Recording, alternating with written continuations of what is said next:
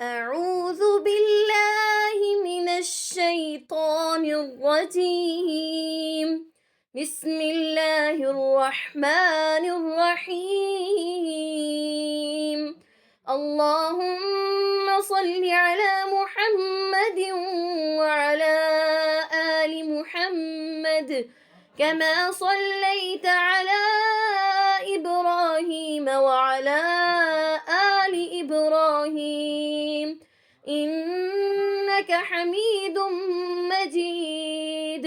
اللهم بارك على محمد وعلى آل محمد كما باركت على إبراهيم وعلى آل إبراهيم إنك حميد مجيد. رب اشرح لي صدري ويسر لي أمري واحلل عقدة من لساني يفقه قولي. ربنا زدنا علما ربنا زدنا علما ربنا زدنا علما. اللهم إنا نسألك علما نافعا ورزقا طيبا وعملا متقبلا.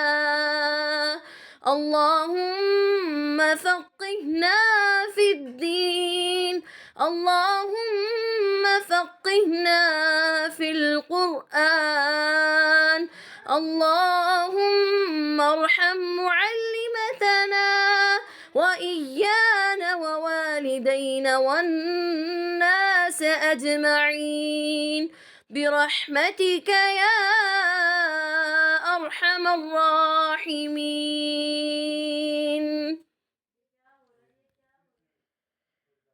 سبق نمبر 1 آج ہم پڑھیں گے تجوید القرآن کا تعوذ. اعوذ باللہ من الشیطان الرجیم. بسم اللہ الرحمن الرحیم.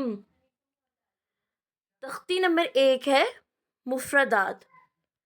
مفردات کا مطلب مفرد کی یہ جمع ہے مفردات، اور مفرد کا مطلب ہوتا ہے ایک یا واحد. ٹھیک ہے، یعنی کہ مفردات کی تختی میں ہم ایک ایک حروف تہجی کے بارے میں پڑھیں گے.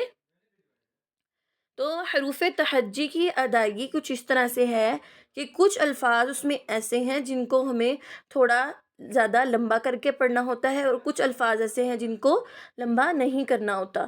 تو تختی پڑھنے سے پہلے ہمیں یہ جاننا ضروری ہے کہ کون سے الفاظ ایسے ہیں جن کو لمبا کر کے پڑھیں گے اور کون سے الفاظ ایسے ہیں جن کو لمبا نہیں کریں گے. تو 2 طرح کے الفاظ ہوتے ہیں، 2 حرفی یا 3 حرفی. ٹھیک ہے، تو جو 2 حرفی الفاظ ہوتے ہیں، حروف ہوتے ہیں، ان کو ہم نے زیادہ لمبا نہیں کرنا ہوتا، جبکہ 3 حرفی کو ہم نے لمبا کر کے پڑھنا ہوتا ہے، یعنی کہ ان کی ادائیگی کے دوران ان کو تھوڑا سا کھینچ کے لمبا کر کے پڑھنا ہے. تو 2 حرفی کی کیا پہچان ہے کہ جو 2 لفظوں کو ملا کر بنے. ٹھیک ہے، جیسے با ہے تو یہ الف اور با، یہ 2 لفظ کو ملا کے بنتا ہے با اور الف. ٹھیک ہے، با، تو یہ ہے 2 حرفی. تو اب اس کو ہم نے لمبا کیسے کرنا ہے، کتنا لمبا کرنا ہے.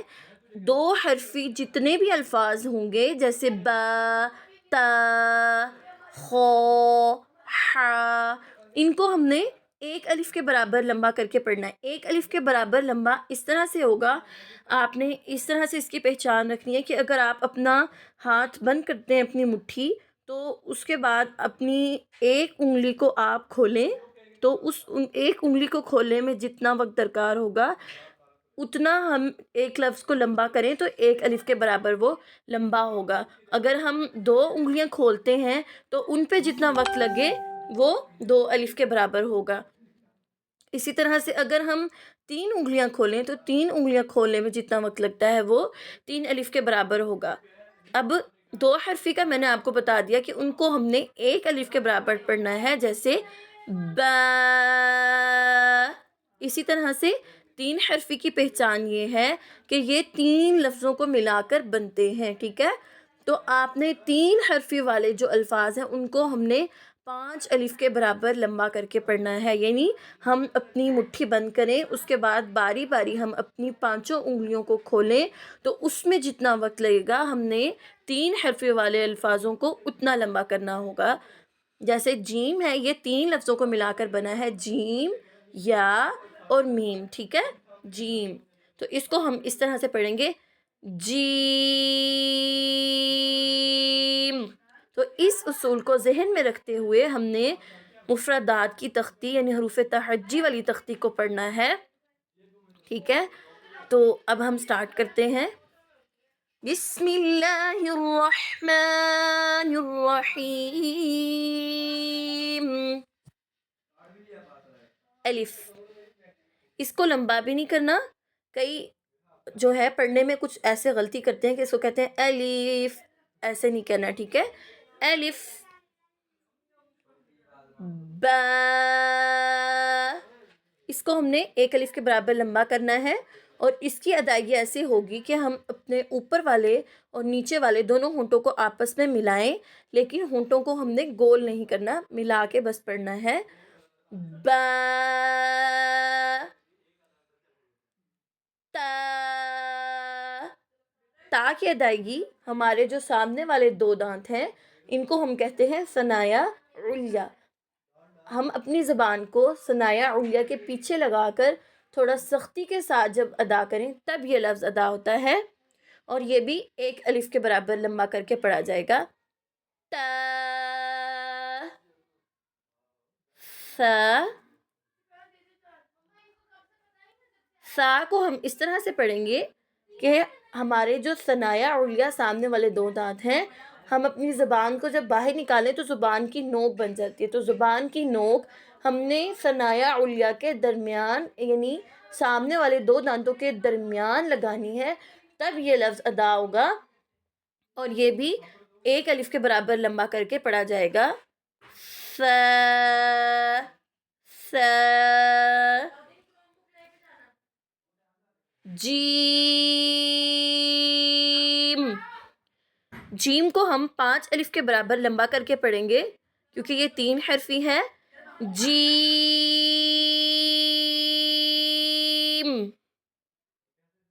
आगे हा, हा 1 अलिफ के बराबर लंबा करके पढ़ा जाएगा और ये हमारे हलक से हमारे गले के सबसे पहले वाले हिस्सा से अदा होता है। हा, हा, खो, खौ भी 1 अलिफ के बराबर लंबा करके पढ़ा जाएगा और ये भी हमारे हलक वाले हिस्से से अदा होता है। तीसरे आखिरी जो हमारे हलक का हिस्सा होता है वहाँ से खौ की अदायगी की जाती है, यानी हमारे गले में से, ठीक है? खौ, दाल,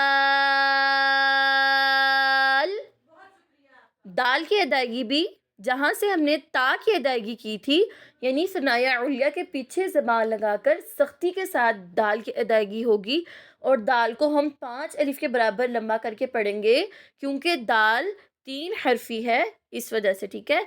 दाल,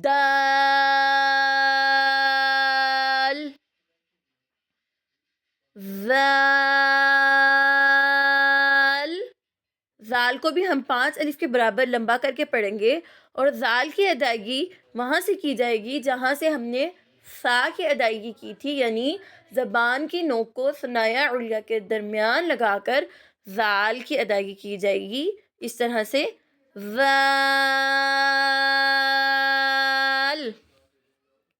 अलिफ, बा, ता, सा, जीम, हा, खौ, दाल।